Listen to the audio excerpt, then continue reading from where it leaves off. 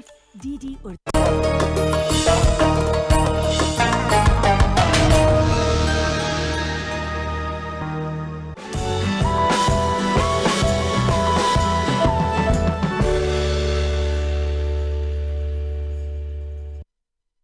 आदाब।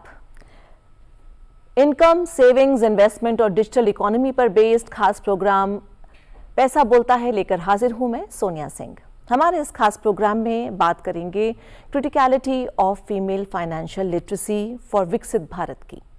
दरअसल सरकार की कोऑर्डिनेटेड एफर्ट्स की वजह से हाल के बरसों में डिजिटल पेमेंट्स में सिग्निफिकेंट इंक्रीज हुआ है। पिछले फाइनेंशियल ईयर से ही करोड़ों की संख्या में डिजिटल पेमेंट ट्रांजैक्शंस हो रहे हैं, लेकिन डिजिटल पेमेंट में इंक्रीज के साथ ही फ्रॉडुलेंट एक्टिविटीज़ भी हाल के दिनों में काफ़ी बढ़ी हैं। लेकिन फ्रॉडुलेंट एक्टिविटीज़ के अलावा भी कुछ बातें इन्वेस्टर्स के लिए फाइनेंशियल स्टेबिलिटी के लिए ज़रूरी होती हैं।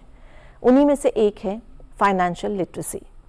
ऐसे में हमारे लिए समझने वाली बात यह है कि भारत की तेज़ी से तैराकी करती हुई इकोनॉमी जो हमें विकसित भारत की तरफ ले जा रही है, उसको बरकरार रखने के लिए फीमेल्स की फाइनेंशियल लिटरेसी कितनी इम्पोर्टेंट और क्यों ज़रूरी है। आज का बड़ा सवाल यही है। इसी पर बात करने के लिए हमारे साथ दो खास मेहमान मौजूद हैं। National Council of Applied Economic Research में IEPFA chair professor doctor SC Mohapatra ji, स्वागत है आपका। और साथ ही senior financial journalist Aparajita Sharma, आप दोनों का स्वागत करते हैं। आपसे शुरुआत करते हैं सर कि भारत की इकोनॉमी अगर हम देखें, एक ऐसी इकोनॉमी है जहां पर फॉरेन के इन्वेस्टर्स भी आना चाहते हैं, इन्वेस्ट करना चाहते हैं। उनको लगता है कि बहुत बुलिश सेंटिमेंट है भारत की इकोनॉमी का। लेकिन वहीं पर भारत के फीमेल्स की अगर हम बात करें तो उनकी कितनी इसमें सहभागिता है और क्यों नहीं है, अगर नहीं है तो, और इसको हम कैसे बेहतर कर सकते हैं। आज के प्रोग्राम में मेरे को शामिल करने के लिए बहुत बहुत धन्यवाद। ये एक अहम मुद्दा है कि किसी भी आर्थिक परिस्थिति का सुधार करने के लिए हम लोगों को आर्थिक रूप से साक्षर होना जरूरी है। ये सबके लिए, मेन के लिए भी है, महिलाओं के लिए भी है। और जब ये देखा जाता है कि महिलाएं हर तरह से जेंडर डिस्क्रिमिनेशन के चक्कर में थोड़ा थोड़ा उनका कम भागीदारी रहता है, तब आर्थिक रूप से हम उतना आगे नहीं बढ़ पाते हैं जितना हम बढ़ना चाहते हैं। विशेष रूप से आपने कहा कि महिला का साक्षरता, आर्थिक साक्षरता के ऊपर हम आज डिस्कस करेंगे, जिसका एक अहम भागीदारी रहता है विकसित भारत के ओर ले जाने के लिए। करेक्ट। और विकसित भारत में आप तब जा पाएंगे जब महिलाएं का भागीदारी हर तरह से, साक्षरता पे ही खत्म नहीं होता है, वो शुरू होता है फीमेल फाइनेंशियल लिटरेसी से। उसमें उनका इनकम भी बढ़ेगा, उनके बिजनेस एंटरप्रेन्योरशिप भी बढ़ेगा। और भारत सरकार बहुत सारे स्कीम्स और प्रोग्राम्स कर रखा है। रिजर्व बैंक ऑफ इंडिया में फीमेल फाइनेंशियल लिटरेसी के लिए भी इम्पोर्टेंस दे रहा है। जैसे कि फिलहाल अभी फरवरी के महीने में रिजर्व बैंक ऑफ इंडिया ने फाइनेंशियल लिटरेसी वीक किया था, तो उसमें टॉपिक ही रखा था, सब्जेक्ट ये था कि financial literacy women's prosperity. So women के ऊपर हर तरह से इम्पोर्टेंस दिया इसलिए जा रहा है कि एक महिला को अगर आप साक्षरता देंगे आर्थिक रूप से, तो सारा परिवार साक्षर होगा, सारा परिवार का पैसा का वो रहेगा। लोग उसमें बच्चों का ख्याल रखना, पैसा को संभाल कर रखना, ये सब काम ज़्यादातर महिलाएं ज़्यादा अच्छे तरीके से करते हैं। तो एक फीमेल को साक्षर करने में एक हाउस होल्ड को साक्षर आप कर रहे हैं, एक परिवार को साक्षर कर रहे हैं। आपने पूछा ग्लोबली जो प्रतिशत है 35% मेन है और 30% के फीमेल साक्षर हैं, जबकि हमारे भारत में 27% मेन है फाइनेंशियली लिटरेट, 21% फीमेल से फाइनेंशियली लिटरेट। और ये इतना कम है, 70-80% फीमेल्स साक्षर नहीं है आर्थिक रूप से। उनको मालूम नहीं है कि सेविंग्स कैसे किया जाए, अगर सेविंग करना है तो घर में पैसा नहीं रखना है, फाइनेंशियल हैबिट्स बढ़ाना है, इन्वेस्टमेंट कहाँ पर किया जाए, कितना इन्वेस्टमेंट किया जाए, बजटिंग कैसे करना होता है, कौन से टाइप के स्कैम्स और फ्रॉड्स होता है, उसमें हम कैसे बचें। और आजकल इसका और भी एक जरूरी हो गया है, जैसे कि हम डिजिटलाइजेशन के तौर पे बढ़ रहे हैं, बहुत सारे उसका बेनिफिट्स के साथ साथ चैलेंजेस भी बढ़ने लगा है। उनको डिजिटल एजुकेशन का भी जरूरत है और डिजिटल तौर पे उनको सीखने का जरूरत है कि कैसे ये स्कैम्स और फ्रॉड से बचाया जाए और अपना पैसे को संभाला जाए, जिसको हम कहते हैं फाइनेंशियल वेलबींग। तो खुद का फाइनेंशियल वेलबींग को मैक्सिमाइज करने के लिए पहला कंडीशन तो यह है कि आप अपने आप को फाइनेंशियली लिटरेट करिए, साक्षर करिए। दूसरा है कि आप इसमें इतना ध्यान से उसको सीखिए कि जब भी कोई चीज आए आपके अंदर एक कॉन्फिडेंस आए। ये स्टडी देखा गया है, सेम फाइनेंशियल नॉलेज होते हुए भी वुमेन का जो फाइनेंशियल लिटरेसी लेवल है उतना सेम होते हुए भी दे हेजिटेट, उनको थोड़ा सा वो सहम जाते हैं फाइनेंशियल चीज को हैंडल करने में। हमने ये देखा है कि 70% लेडीज जो नौकरी भी करते हैं अर्बन एरियाज में, वो अपने परिवार के लोगों से बात करके ही इन्वेस्टमेंट करते हैं। और बहुत सारे जैसे चेक साइन करना, आर्थिक इन्वेस्टमेंट को समझना, खुद का इनकम को समझना और दूसरे के ऊपर वो छोड़ देते हैं। बिल्कुल। तो अगर सेम लेवल पर मेल और फीमेल अगर हैं, लेकिन फीमेल्स के पास वो कॉन्फिडेंस की कमी है जब वो कोई भी फाइनेंशियल डिसीजन लेती हैं, ये कह रहे हैं एक तरह से CS। और इसी पर अपराजिता मैं आपसे पूछूंगी कि ये बात तो सच है कि चाहे आप कंधे से कंधा मिलाकर एक अच्छी जॉब कर रहे हैं अपने हस्बैंड के साथ, लेकिन जब इनकम टैक्स फाइल करने की बात आती है तो आप अपने हस्बैंड से पूछते हैं कि भाई कैसे करें, क्या करें। वो जो हिचक है, वो जो नॉन कॉन्फिडेंस वाली बात यहाँ पर है, वो किस तरह से दूर हम कर सकते हैं? क्योंकि अगर वो दूर हो गई तो फिर तो there is no looking back, right? हाँ, और इसको दूर करने का जो मुझे लगता है, एक सर ने भी इस पॉइंट को उठाया कि समहाउ लोग अंडर कॉन्फिडेंट हो जाते हैं विमेन। कुछ ऐसा हमारी कल्चरल, जिस तरह से हमारी अपब्रिंगिंग होती है between main and women in families, between girl and boy. अगर हम सिबलिंग्स की बात करें तो फिर कैसे एक डॉटर को बड़ा किया जा रहा है, कैसे सन को बड़ा किया जा रहा है, उसका बहुत फर्क पड़ता है। तो होता क्या है कि बचपन में आप देखेंगे कि घर के जो बेटे होते हैं उनको भेज दिया जाता है कि बाहर आप ग्रोसरी स्टोर पे जाके सामान लेकर के आए। अगर घर में कोई बड़ा बैंक जा रहा है, मोस्टली ये देखा जाता है कि घर के बेटे उनके साथ चले जाते हैं और बेटियों को वो मौका नहीं मिलता है। तो मैं कहूँगी ये एक अपब्रिंगिंग का पार्ट है जिसकी वजह से कुछ लेवल पे कॉन्फिडेंस कम हो जाता है। अब अगर ये कॉन्फिडेंस कम है तो ये अल्टीमेटली विमेन की ही रिस्पॉन्सिबिलिटी है कि उन्हें समझना होगा। अगर उन्हें ये बात समझ आ गई है कि कमाना जरूरी है, तो उनको ये भी समझना होगा कि कमाने के बाद जो हमें इन्वेस्ट करना है, सेविंग्स भी जरूरी है, साथ साथ उस सेविंग्स को बढ़ना भी जरूरी है। तो उन्हें वो खुद सोचना पड़ेगा कि आखिर ये कैसे हम सीख सकते हैं। तो वो एक कॉम्प्लेसेंसी नहीं आनी चाहिए। आपको ये नहीं लगना चाहिए कि हमारे हस्बैंड या ब्रदर्स तो है, वो हमसे ज़्यादा बेटर डिसीजन ले सकते हैं हमारे बिहाफ पे। तो हमें इस सोच से बचना होगा। हमें हर एक लेवल पे अपने आप को इंडिपेंडेंट करना होगा। अगर हम कमा सकते हैं तो हम इन्वेस्टमेंट भी कर सकते हैं, और इन्वेस्टमेंट में विमेन ही ज़्यादा बढ़िया समझ करके आती हैं। आपने देखा होगा घर में जो फैमिलीज़ में जो विमेन इवन इलिटरेट भी होती है, उनको भी बजटिंग समझ में आती है कि आखिर घर का खर्चा कैसे चलना है। घर में जो अर्निंग मेंबर है वो जो अपनी स्पाउस को कितना पैसा दे रहा है, अब विद इन उस मनी में आपको पूरा 1 महीने का खर्चा चलाना है। तो इस तरह की चीजें विमेन करती आ रही हैं। बस यही हो जाता है कि somehow may be male dominating society में उनका कॉन्फिडेंस कुछ हद तक कम कर दिया जाता है, लेकिन अगर विमेन चाहे तो जरूर इन्वेस्टमेंट भी कर सकती हैं। और अगर एक कोई छोटी सी गलती हो जाए तो शायद उसी को आधार बनाकर फिर आगे आपको डिस्करेज कर दिया जाए। हाँ, ऐसा भी हमने देखा है। लेकिन मेन भी इक्वली गलत डिसीजन लेते हैं। स्टॉक मार्केट में न जाने कितने सारे मेन भी अपने पैसे डुबा चुके हैं, और वुमेन मुझे लगता है बेटर रिस्क समझ करके आगे बढ़ सकती है। बिल्कुल। तो CS, क्या यहाँ पर अगर हम देखें कि अगर ज़्यादा स्टार्टअप्स हों, विमेन स्टार्टअप्स हों, तो क्या ये तस्वीर बदलेगी आने वाले टाइम में? और क्योंकि बदलने की ज़रूरत तो है। और दूसरा खासकर जो हमारे दर्शक हैं, जिस तरह की कल्चरली बैकग्राउंड से वो आते हैं, वहाँ पर जो वो महिलाएं हैं उनको हम अगर सभी को घर में परिवार को बोलें कि भाई महिलाओं को भी साक्षर बनाया जाए, उनको भी फाइनेंशियली एजुकेट किया जाए, इसके लिए आप क्या मैसेज देना चाहेंगे?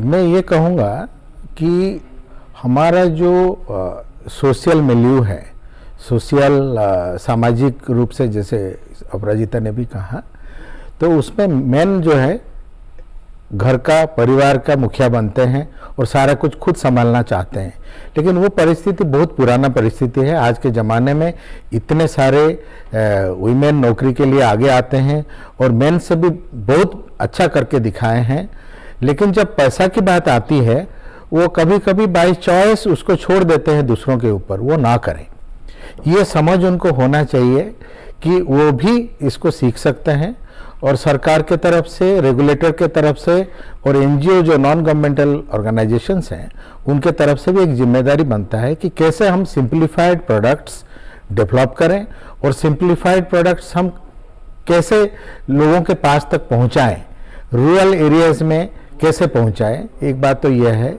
और फाइनेंशियल एजुकेशन जो साक्षरता दिया जाता है, ये कोई एक बार सिखाने वाली बात नहीं है, इसको बार बार जाके सिखाना होता है और उनका हाथ पकड़ के आगे ले जाना होता है। जो मेल पॉपुलेशन है वो बाहर जाते हैं, देखते हैं, सीखते हैं, लोगों से सुनते हैं, इसीलिए हो सकता है कि उनका कॉन्फिडेंस ज़्यादा है। तो हम लोगों को अपने तरफ से उनके पास पहुंचना ज़्यादा जरूरी हो गया है। और ये मैं कहूँगा एक डिजिटलाइजेशन का एक बेनिफिट है कि आप अभी पहुंच सकते हो, जिसके पास भी स्मार्टफोन है। अब अगर फाइनेंशियल एजुकेशन को मैं ये चीज़ को हर जगह पे बताता हूँ कि डिजिटल फाइनेंशियल एजुकेशन पे हम लोगों को ध्यान देने का ज़रूरत है और हमको भी ये सिखाने का ज़रूरत है एक मॉडल बना के कि एक्चुअली में आप स्टॉक मार्केट में करोगे तो क्या क्या होता है। एक फील देने के लिए, सिमुलेट जिसको कहते हैं अंग्रेजी में, एक फील देने के लिए अगर आप बैंक में जाएंगे, बैंक में क्या क्या होता है और आप कैसे इन्वेस्ट करते हो, आप इन्वेस्टमेंट में लॉस भी होता है, प्रॉफिट तो होता ही है। ये सारा चीज़ को समझ के आगे बढ़ना और एक लॉस को देख के पीछे नहीं हट जाना और डे ट्रेडिंग में विश्वास नहीं रखना और अनबायस्ड जजमेंट लेना है, रिसर्च करके इन्वेस्टमेंट करना है, दूसरों के ऊपर छोड़ना नहीं है। और दूसरे लोगों में परिवार के लोग भी आते हैं, आपके अपने पहचान के लोग आते हैं, उनमें से भी कोई आपके पैसे के साथ खिलवाड़ कर सकता है। क्योंकि एक लेडी, महिला अगर काम करती है, वो कितना परेशानियों से जूझ के आगे आती है काम करने के लिए, तो उसका परिवार भी वो आगे बढ़ाने का, बच्चों का पढ़ाई को आगे बढ़ाने के लिए उसके दिमाग में जो चीज़ रहता है वो मेन के अंदर इतना ज़्यादा नहीं रहता है। इतना रहने के बावजूद भी अगर आप खुद का पैसा खुद नहीं संभालेंगे, खुद नहीं सीखना के लिए चाहेंगे, कभी भी धोखा हो सकता है। तो स्कैम्स कहिए, फ्रॉड्स कहिए, एम्बेजलमेंट कहिए, आजकल फिशिंग होता है, विशिंग होता है, एसएमएस के लालच दे देते हैं लोग, पास में आके लालच देते हैं कि आपका पैसा 4 गुना 10 गुना हो जाएगा। फिर आप सोचते हो कि ये बड़ा फायदेमंद है, मैं उसमें इन्वेस्ट कर लूं, लेकिन ऐसे नहीं करने का। ये सब बात जो है इसको सोच समझ के आपको इन्वेस्ट करने का है और हमारा दायित्व है कि सिंपल प्रोडक्ट्स हम डेवलप करें जो कि लोग समझ सकें। जैसे मैं कहता हूं, जनधन योजना, प्राइम मिनिस्टर जनधन योजना एक बहुत बड़ा स्कीम है, ना कि भारतवर्ष में, सारे दुनिया में सबसे बड़ा स्कीम्स, बहुत अचीवमेंट हुआ है। बहुत सारे लोगों को हमने बैंक अकाउंट खोल दिया, फाइनेंशियली इंक्लूडेड कर दिया। लेकिन फाइनेंशियल इंक्लूजन ये शुरुआत है, उस वहां से जाके फाइनेंशियल लिटरेसी है। फाइनेंशियल लिटरेसी के बाद मॉडर्न फाइनेंशियल लिटरेसी, जिसमें डिजिटल फाइनेंशियल लिटरेसी तक आपको पहुंचाना होगा। और डिजिटल फाइनेंशियल लिटरेसी ऐसा चीज है, कल आपने कुछ सीखा है, आज कुछ और नया आ गया है। रियल टाइम बेसिस पे आपको ये सब सीखना होगा। अगर 1 मिनट में और ले सकता हूं, मैं बताऊंगा कि इन्वेस्टर ग्रीवांस और इन्वेस्टर ग्रीवांस रिड्रेसल और इन्वेस्टर को इंफॉर्मेशन देना, ये दोनों चीज में भी हम लोगों का जो एफिशिएंसी है उसको बढ़ाने का जरूरत है। अगर आप कहीं आपके साथ ठगी हो गया और उसके बाद सरकार कुछ एक्शन नहीं ले पाता है या रेगुलेटर कुछ एक्शन नहीं ले पाता है या आपका ब्रोकर भी आपका साथ नहीं देता है जिसने आपको कह के करवाया था, तो फिर लोगों का भरोसा टूट जाता है। तो फिर महिला क्या करता है, पैसा को तकिया के नीचे रख लेता है या अपने अलमीरा में दबा के रखता है। मैक्सिमम बैंक के ऊपर भरोसा है तो बैंक्स में जाता है तो फिक्स डिपॉजिट में रख लेता है। जो हम सबको मालूम है, इन्फ्लेशन के साथ तो फिक्स डिपॉजिट अगर 7% है, 5% निकल ही जाता है, तो रियल जो अमाउंट है वो कम हो जाता है। ये समझ भी लोगों के साथ नहीं है कि जो पैसा इन्फ्लेशन के साथ होता है उसमें इन्फ्लेशन माइनस करके हमको रेट ऑफ इंटरेस्ट को समझने का जरूरत है। तो budgeting, saving, investment, tax planning, जैसे आपने बताया, टैक्स प्लानिंग भी ये नहीं कर पाएंगे। और एक सबसे बड़ा मुद्दा, है क्रेडिट लोन लेने का। सरकार के पास बहुत सारे स्कीम्स हैं। एक स्टैंड अप इंडिया करके स्कीम है जिसके तहत वीमेन और शेड्यूल कास्ट और शेड्यूल ट्राइब को लोन दिया जाता है। और ये कहने में मेरे को खुशी है कि ये स्कीम शुरू होने के 9 साल के अंदर ये जो टोटल अमाउंट 60,000 61,000 करोड़ रुपए पहुंच गया, ये इससे बड़ा चीज है कि उसमें से 42,000 या 44,000 करोड़ वुमेन के पास गया है। तो women have been big borrowers under this particular stand up India scheme.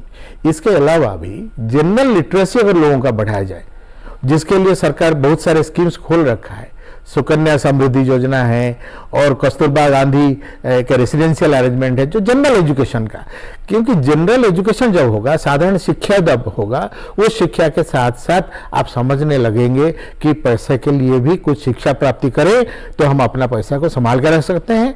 आज आप बच्चे हैं, पैसा रोजगार नहीं कर पा रहे हैं, ये ज्यादातर युवा लोगों को बोल रहा हूँ, बच्चों को भी बोल रहा हूँ कि आप आगे जाके जब अपने पिताजी का माताजी का इनकम को मैनेज कर पाएंगे अच्छे से, वही 10 रुपया जब 15 रुपया हो जाएगा, वो भी खुश रहेंगे, आप भी खुश रहेंगे। तो इसीलिए साधारण शिक्षा में भी फाइनेंशियल एजुकेशन को बढ़ावा देने का कोशिश भारत सरकार के जारी है।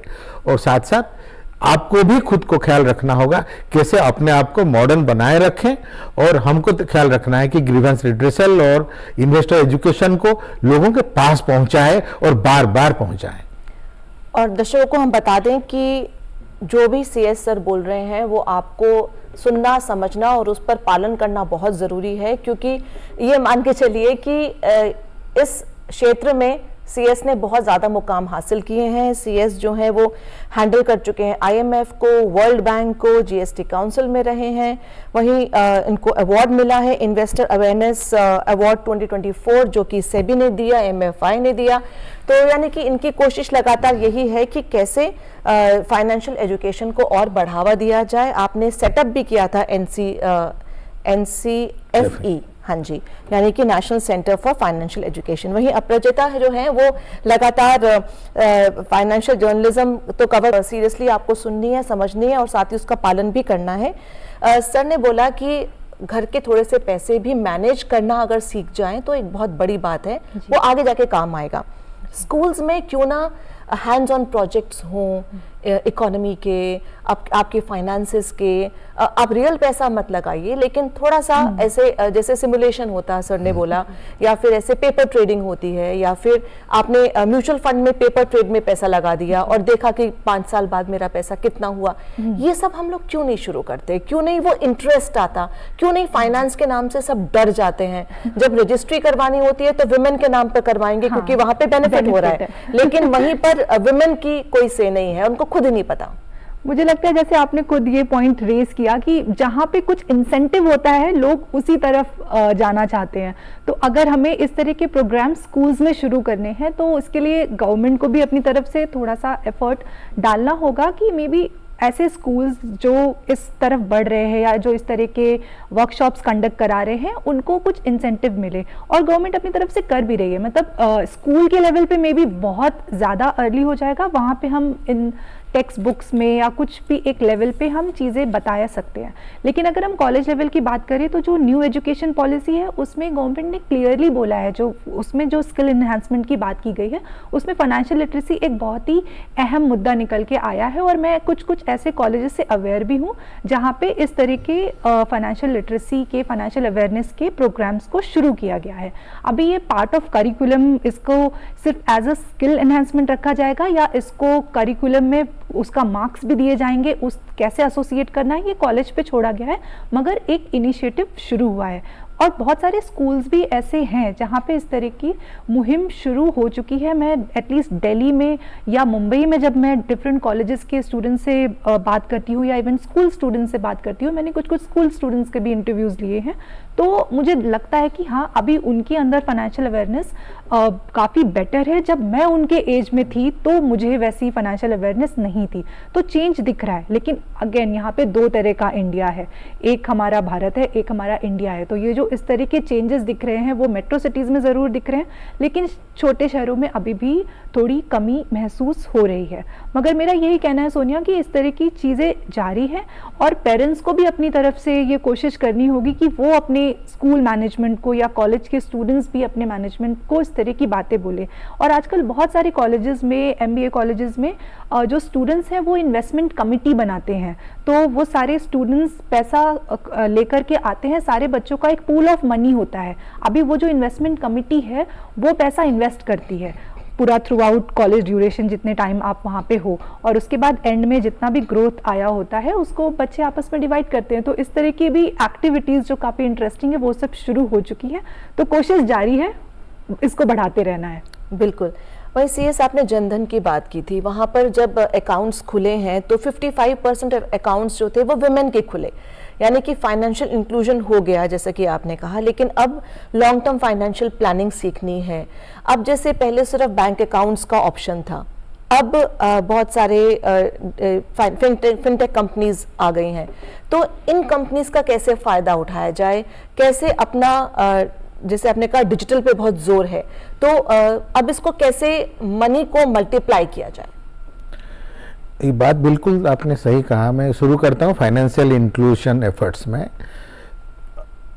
महिलाओं का जो परसेंटेज है वो 55% है, मतलब मेन से ज़्यादा वुमेन को फाइनेंशियली इंक्लूड किया जाएगा। ये एक बहुत ही सराहनीय टाइप का चीज़ हुआ है।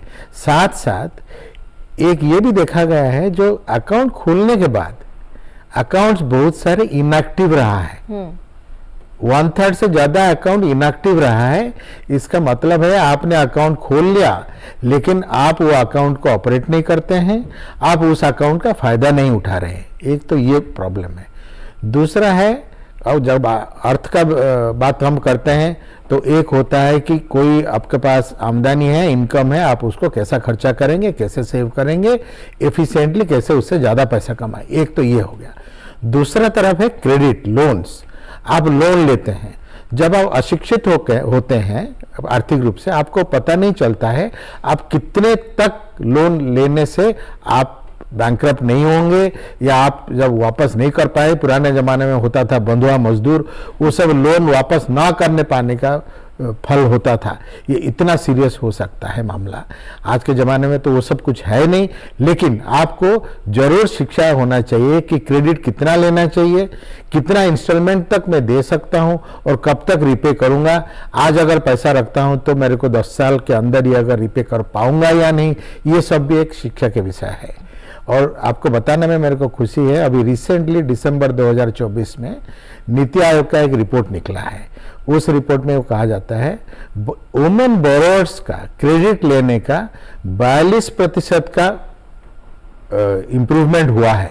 एक बहुत अच्छी बात है। मोर एंड मोर लेडी, ज़्यादा से ज़्यादातर महिलाएं आजकल क्रेडिट क्या है समझते हैं और क्रेडिट लेते हैं। और जो कि फिनेंशियल लिटरेसी का बात करें तो उसमें गोवा सबसे ज़्यादा है, महाराष्ट्र भी सबसे ज़्यादा है। तो कुछ स्टेट जैसे कि महाराष्ट्र हो गया, राजस्थान हो गया, मध्य प्रदेश हो गया, ये सब में बोरोअर्स क्रेडिट वुमेन को बहुत ज़्यादा मिला है और उसका फ़ायदा उन्होंने उठाया है। जी, तो अपराजिता, जैसे एवरेज पे की अगर हम बात करें, हम ये ग्लोबली अगर हम देखें तो कई सारे सर्वेज हुए हैं, कई सारी रिपोर्ट्स बड़ी बड़ी एजेंसीज ने भी ये दिखाई हैं कि जो एवरेज पे एक मैन की है वो वुमेन से ज़्यादा होती है। तो ये डिवाइड कभी खत्म होगा, और ये क्यों नहीं खत्म हो रहा, और क्या ये एक इंडिकेशन है कि फाइनेंशियल लिटरेसी यहाँ पर एक इम्पॉर्टेंट रीज़न है इसका? जी, मुझे नहीं लगता कि फाइनेंशियल लिटरेसी इसका रीज़न है, क्योंकि इसको हमें अगेन इस रूप में देखना पड़ेगा कि जब जॉब की शुरुआत होती है एज अ फ्रेशर, जब एक मैन और एक वुमन एंटर करती है वर्कफोर्स, तो उस टाइम पे इक्वालिटी होती है। वहाँ पे आप नहीं देखेंगे, मतलब कॉलेज पास आउट्स अगर एक दूसरे से आपस में बात करें तो हम जानते हैं, जब मैंने भी अपना शुरू किया था जॉब, तो ऐसा नहीं था कि मेरे कॉलीग को मेरे से ज़्यादा पैसा मिला हो, ऐसा नहीं था। हमने सेम पे स्केल पे शुरू किया था और वो वैसा ही नहीं रहता है। प्रॉब्लम आती है मिड लेवल करियर में आकर के, जब एक वुमन को मे बी मैटरनिटी लीव पे जाना पड़ता है, तो ये एक बहुत बड़ा मेजर हर्डल है टुवर्ड्स वुमेन, क्योंकि प्राइवेट कंपनीज अपना बिजनेस रन कर रही हैं। हम उनसे मोरालिटी ग्राउंड पे ये नहीं एक्सपेक्ट कर सकते कि वो वुमेन और मेन को एक ही पेडेस्टल पे देखें, क्योंकि ऑब्वियसली अगर वुमेन मैटरनिटी ब्रेक पे जाती है तो it's a cost for company. और अगर गवर्नमेंट पिच इन करती है, कुछ कुछ ग्लोबल कंट्रीज में आप देखेंगे जहां पे गवर्नमेंट कंपनीज को पिच इन करती है और वो उस कॉस्ट को बेयर करते हैं। अगर सिमिलर प्रोविजन हम इंडिया में भी लेकर के आ सकते हैं तो मुझे लगता है कुछ हद तक ये जो पे गैप का सिनेरियो है उस पर काम हो सकता है, क्योंकि ऑब्वियसली जो पेड लीव होती है वो एक बात है, लेकिन कई सारे केसेस में ऐसा भी देखा गया है कि वुमेन ब्रेक भी ले लेते हैं। तो अगर वो ब्रेक ले लेंगे तो ऑब्वियसली जब वो वापस आएंगे तो अभी एक मेजर गैप हो गया है, अभी वो अपने काउंटर पार्ट से पीछे रह गई है। एज में हो सकता है लेकिन वर्क एक्सपीरियंस के लेवल पे वो चीज़ नहीं है, तो एक ये भी इस चीज़ का फर्क पड़ता है। फिर अगेन ये कट थ्रोट कंपटीशन है और आप कितना ज़्यादा डिलीवर करके दिखा सकते हो उसके बेसिस पे ही आपको मिलता है। तो हम ऐसे बहुत सारे एग्जाम्पल हमारे पास हैं विमेन के भी जो कि काफ़ी ऊंची ऊंची पोजीशंस पे गई हैं, जिन्होंने लीडरशिप पोजीशंस भी होल्ड किया है।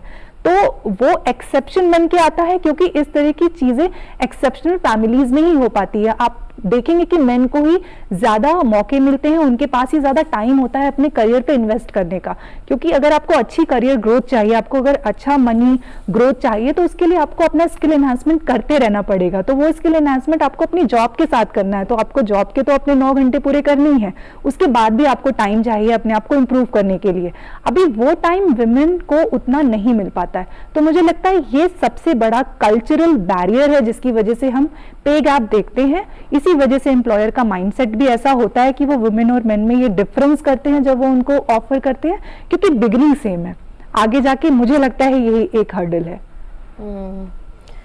कोई बात नहीं, वो भी शायद दूर होगा, जल्दी होगा। एक गवर्नमेंट के एफर्ट से ही वो दूर हो सकता है, हम प्राइवेट कंपनी से एक्सपेक्ट नहीं कर सकते।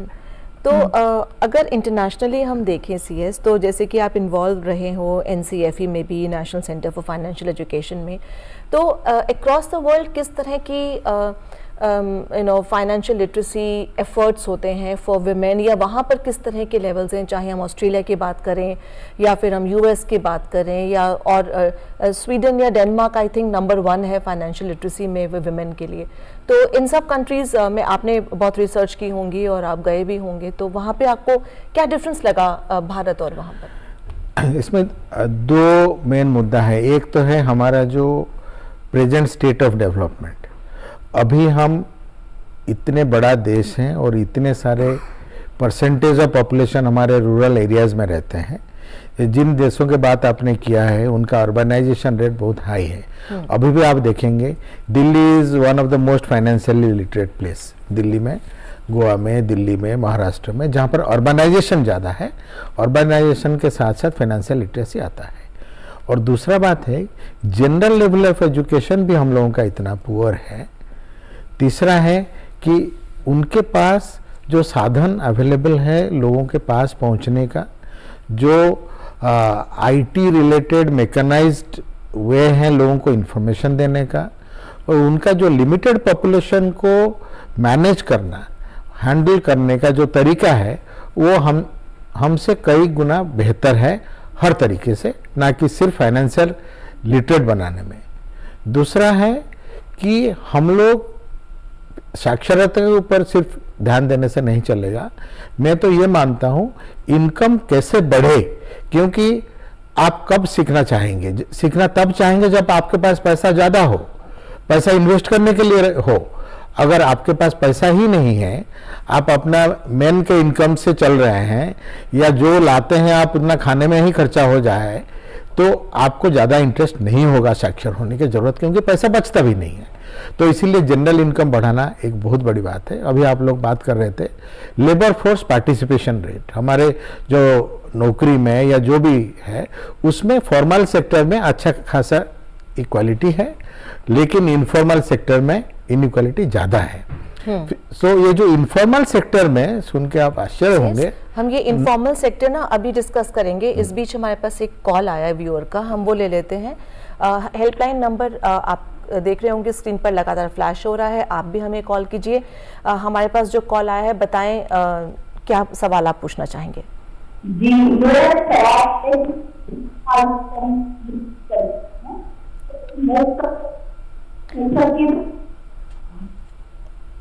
आवाज क्लियर नहीं है, थोड़ा सा लग रहा है वो जो है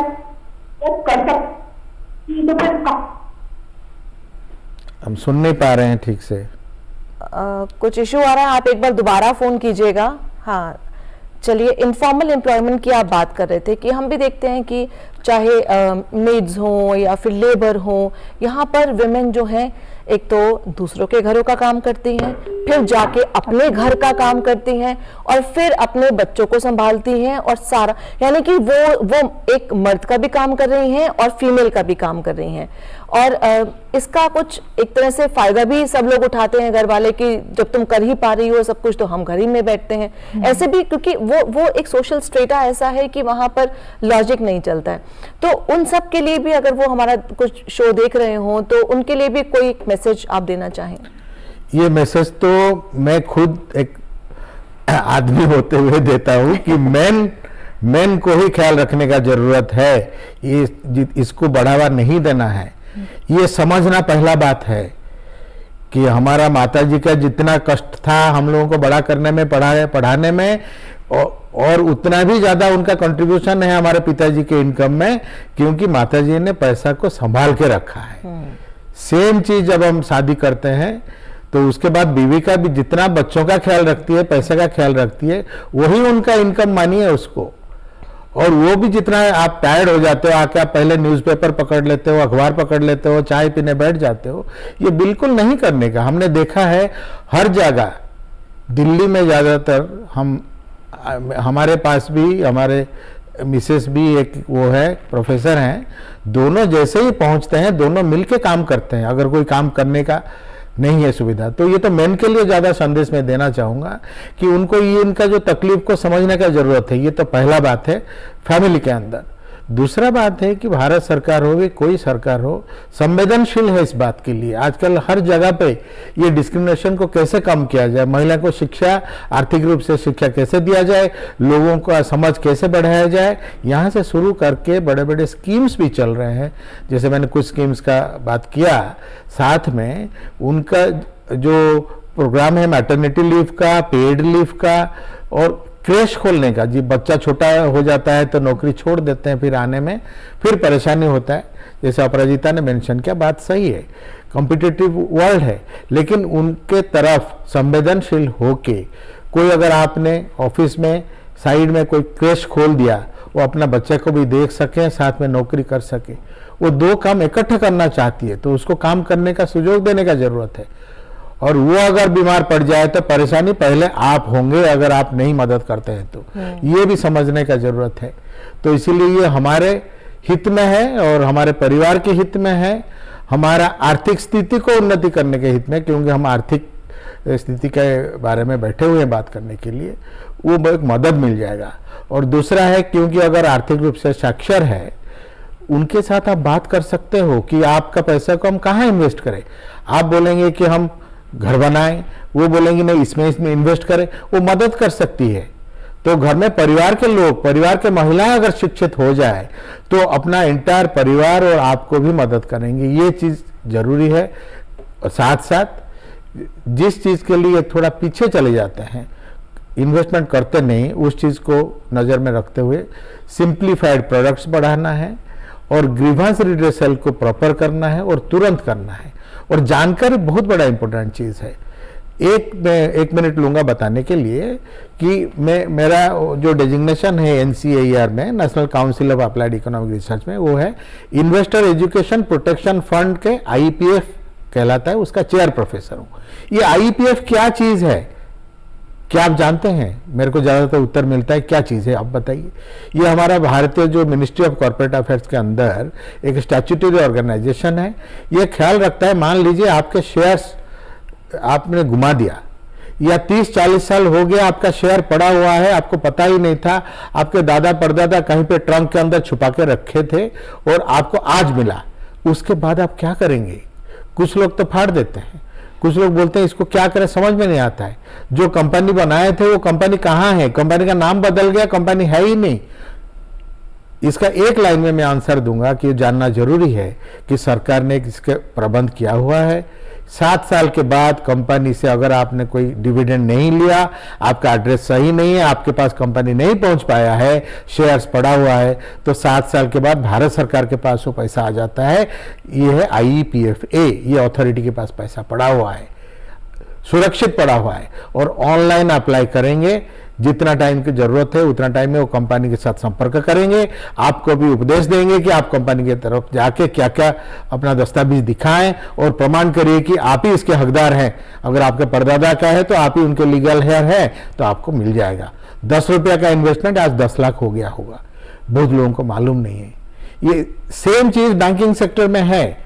रिजर्व बैंक का भी एक उद्गम करके एक पोर्टल है, ऑनलाइन आपको पता चल जाएगा, और आपको सूद समेत भी वो देंगे, 3% शायद सूद है, तो सूद समेत आपका पैसा वापस आएगा। क्योंकि आप लोग तो सब जानते होंगे, जिसका नौकरी है, नौकरी का स्थान बदलता है, जगह बदलता है, तो आप बैंक अकाउंट में मान लो 10 रुपया 20 रुपया पड़ा है, ब्रांच मैनेजर आपको रिक्वेस्ट करेंगे कि अकाउंट तो रहने दीजिए, अकाउंट बंद मत करिए, तो आपका 10 रुपया पड़ा है, 100 रुपया पड़ा है, आप चले गए, भूल गए, तो वो 100 रुपया किसी के पास तो जाता है।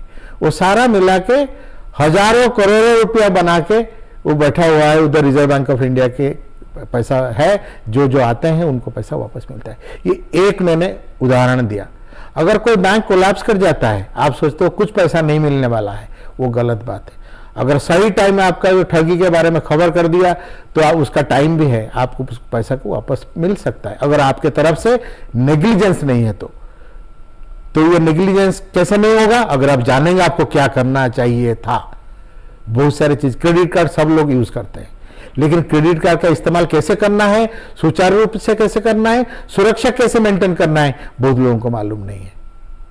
और युवाओं का बात कहा गया कि सबको मालूम है कैसे इन्वेस्ट करें, वो करें। मैं मानूंगा नहीं इस बात को, इसीलिए नहीं मानूंगा क्योंकि अगर आप YouTube देख के कोई अनरजिस्टर्ड फाइनेंशियल एडवाइस ले लिए है, अगर आप बिना रिसर्च किए, बिना प्लानिंग किए इन्वेस्टमेंट किए हैं, तो फिर आप बिल्कुल डूबने से रोने के अलावा और कोई रास्ता नहीं रह जाता है। तो आप अगर पूरा जानते हैं किस स्कीम में आपने खर्चा किया है, किस टाइम में आपके दोस्त ने किया था इन्वेस्टमेंट, इस टाइम उसको करना चाहिए नहीं चाहिए, ये सब जानने के बाद आप करिए। और ये एक स्टैटिस्टिक्स भी आपको देता हूं, 40-50% से ज्यादा युवा जो है वो आपस में सोशल मीडिया के एडवाइस में डिसीजन लेते हैं कि हमको कहाँ इन्वेस्ट करना है। ये गलत बात है। सोशल मीडिया में जो आता है उसको आप सुनिए, जानिए, उस बंदे का बैकग्राउंड जानिए जो भी आपको बता रहा है, लेकिन आप साथ साथ खुद भी रिसर्च करिए। बिना रिसर्च किए तो पैसा बिल्कुल नहीं डालना चाहिए। ये बिल्कुल एक बात है जो हम लगातार अपने पैसा बोलता है कि शो में लगातार बताते रहते हैं कि इन चक्रों में नहीं पड़िए, खुद सीखिए, खुद ठोक पीट कर ही अपना इन्वेस्टमेंट कीजिए। एक कॉल हमारे पास इस समय आ रही है। जी बताएं, क्या सवाल है आपका? कम उम्र की लड़की अगर कोई है तो वो इन्वेस्ट कर सकती है क्या, और अगर कर सकती है तो कहाँ पे कर सकती है? तो हमारे साथ सर्टिफाइड फाइनेंशियल प्लानर मौजूद हैं, वही हमें बताएंगी कि अगर 18 ईयर ओल्ड कोई है या उससे कम है तो क्या वो इन्वेस्ट कर सकती हैं? अगर 18 साल से कम है तो आप अपने नाम पे अगर आप इन्वेस्ट करना चाहते हैं तो आपको एक लीगल गार्डियन का होना ज़रूरी है, आप तभी इन्वेस्ट कर पाएंगे। खुद से आप नहीं कर सकते 18 साल के पहले। लेकिन अगर आप 18 साल की हो चुकी हैं तो बहुत सारे ऑप्शंस होते हैं, लेकिन जब भी किसी को इन्वेस्ट करना होता है तो सबसे पहले उसको अपना रिस्क एपेटाइट समझना चाहिए, मतलब कि आपकी रिस्क लेने की क्षमता कितनी है। जैसे कि अगर आप स्टॉक मार्केट में पैसा डालें तो अभी आज आप देखेंगे कि कुछ हफ्तों से, कुछ महीनों से स्टॉक मार्केट अच्छा परफॉर्म नहीं कर रहा है, तो इस तरह के रिस्क हो सकते हैं स्टॉक मार्केट में। लेकिन मगर फिर भी मेरी एडवाइस यही रहेगी, कोई अगर एक 18 साल का 19 साल का की एक युवा लड़की है, उसको सबसे पहला जो अपना इन्वेस्टमेंट करना चाहिए वो उसका होना चाहिए निफ्टी इंडेक्स फंड में, आप इसको अच्छे से नोट कर लीजिए अपने पास, निफ्टी इंडेक्स फंड। अभी ये बहुत सारी म्यूचुअल फंड कंपनीज हैं, जैसे कि यूटीआई म्यूचुअल फंड है, आईसीआईसीआई म्यूचुअल फंड है, HDFC mutual fund, SBI mutual fund, बहुत सारी म्यूचुअल फंड कंपनीज हैं। हर एक म्यूचुअल फंड कंपनी के पास ये निफ्टी इंडेक्स फंड नाम का प्रोडक्ट होता है। आप इसमें इन्वेस्टमेंट करना शुरू करिए। अगर आप 500 रुपए से भी अगर आप शुरुआत करेंगे, तब भी हर महीने अगर आप 500 रुपए डालेंगे, तब भी एक आप बहुत अच्छा पैसा कमा सकते हैं। अगर आपका ये सोच के करते हैं कि मुझे 5 साल तक इस पैसे को नहीं देखना है, आप ये मत सोचिए कि आपको 7-8 महीने बाद उस पैसे को निकालना है। अगर आप निफ्टी इंडेक्स फंड में इन्वेस्टमेंट कर रहे हैं, तो आप हर महीने जितना भी आप बचा सकते हैं, मैंने 500 की बात बोली, लेकिन अगर आप 1000 डाल सकते हैं, 2000 डाल सकते हैं, आप उतना पैसा डालिए और उसको 5 साल तक भूल जाइए। तब आप देखेंगे कि हाँ, आपके पैसे में एक अच्छी ग्रोथ आई है। क्योंकि शुरुआत में सर ने मेंशन किया था कि जब भी आप कहीं पे इन्वेस्टमेंट करते हैं, तो आपको देखना होता है कि आपको कितना रिटर्न मिल रहा है, वो इन्फ्लेशन से ज्यादा होना चाहिए। अब अगर महंगाई ही 6-7% की दर से बढ़ रही है और आप बैंक के फिक्स डिपॉजिट में पैसा रखते हैं, तो आपकी कुछ मोटा मोटा कुछ कमाई नहीं हो रही है उस पैसे में, क्योंकि 6-7% ही आपको एफडी भी देगा। इस वजह से मैंने आपको निफ्टी इंडेक्स फंड बोला है, जहां पे अगर आप इन्वेस्ट करते हैं, तो आप ये मान के चलिए कि 10-12% का एनुअल बेसिस पे आपको ग्रोथ मिलेगी। तो निफ्टी इंडेक्स सिर्फ 2-3 मिनट ही बचे हैं, लेकिन अगर आप गोल्ड के बारे में बता दें, क्योंकि गोल्ड बहुत ऊंचाइयां छू रहा है और सिल्वर अभी धड़ाम से गिरा है। हाँ, अगर आप गोल्ड में इन्वेस्ट करना चाहते हैं या सिल्वर में इन्वेस्ट करना चाहते हैं, तो उसको भी आप म्यूचुअल फंड के रूट से इन्वेस्ट कर सकते हैं। उसके लिए आपको जाकर के गोल्ड ज्वेलरी खरीदने की या गोल्ड कॉइन ये सब खरीदने की जरूरत नहीं है, क्योंकि अगर आप वो करेंगे तो आपका ही रिस्क बढ़ेगा कि चोरी हो गया या क्या हो गया, उस पर जीएसटी भी आपको पे करना पड़ेगा। तो सबसे अच्छा रहेगा कि आप गोल्ड म्यूचुअल फंड में इन्वेस्ट करें या फिर गोल्ड ईटीएफ में इन्वेस्ट करें, या सिल्वर के जो म्यूचुअल फंड्स आए हैं या सिल्वर का जो ईटीएफ है, आप उसमें इन्वेस्टमेंट करें, तो आप एक अच्छा पैसा बना सकती है। और मेरी यही एडवाइस रहेगी कि हर किसी को हर महीने इन्वेस्ट करना चाहिए, ऐसा लमसम पैसा नहीं डालना चाहिए, उसमें ज्यादा रिस्क होता है। अगर आप हर महीने इन्वेस्ट करेंगे तो आपके लिए वो ज्यादा सेफ साबित होगा। निफ्टी इंडेक्स फंड काफी इंटरेस्टिंग है, क्योंकि अभी मार्केट काफी गिरा हुआ है, एक अच्छा समय है, एक अच्छा समय है, यहाँ से ऊपर ही जाना चाहिए मार्केट को। अगर आप 500 रुपए भी अगर हर महीने करते हैं, तो एक अच्छा आपको ग्रोथ, एक अच्छा रिटर्न आपको शायद मिल सकता है।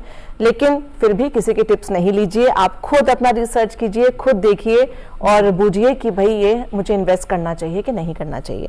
बहुत बहुत शुक्रिया आप दोनों का स्टूडियो में आने के लिए और इतनी अच्छी जानकारी देने के लिए। आई एम प्रीटी श्योर कि हमारे जो दर्शक हैं उनको बहुत कुछ आज सीखने को मिला होगा। और इस तरह से शोज में जो आप देखते हैं, जी बताएं। एक लाइन बोलूंगा, सबसे ज्यादा इंटरेस्ट जो देता है वो है नॉलेज। नॉलेज रखिए, वो सबसे ज्यादा आपको फायदामंद करेगा। और सबसे बढ़िया इन्वेस्टमेंट है खुद के ऊपर, अपने ऊपर इन्वेस्ट करिए, ज्ञान आहरण करिए, फिर उसके आगे सारा दुनिया आपके सामने पड़ा है, कौन सा बढ़िया, कौन सा कितना बढ़िया, कब तक बढ़िया है, वो सब समझ में आपके आ जाएगा। तो जनरली आप साक्षर रहिए और सुरक्षित रहिए। जी अपराजिता, आप भी एक वन लाइनर तो एक आपसे भी बनता है। जी, मेरा आपको मैसेज ये रहेगा कि अपने अंदर एक क्यूरियोसिटी जगाइए, अपने आप को लेजी मत बनाइए, हमेशा निरंतर आपको कुछ ना कुछ सीखते रहना है, इसकी कोशिश करते रहिए और आप सब कुछ समझ पाने में समर्थ रहेंगी। और मैं तो यही बोलूंगी कि अगर आप अपना पैसा अभी नहीं लगाना चाहते हैं, इन्वेस्ट नहीं करना चाहते हैं, तो एटलीस्ट पेपर ट्रेडिंग शुरू कीजिए। उससे आपको थोड़ा अंदाजा हो जाएगा कि अगर मैंने इतना लगाया होता तो मैंने कहाँ गलती की होती और कहाँ पे मेरा ये डिसीजन बहुत अच्छा रहा होता। तो पैसा बोलता है कि इस कड़ी में बस इतना ही। आप अपनी राय हमें ईमेल कर सकते हैं, सजेशंस बताइए, अपने ईमेल आईडी नोट कीजिए ddurduspecials@gmail.com। इसी के साथ पूरी टीम को दीजिए इजाजत। आदाब।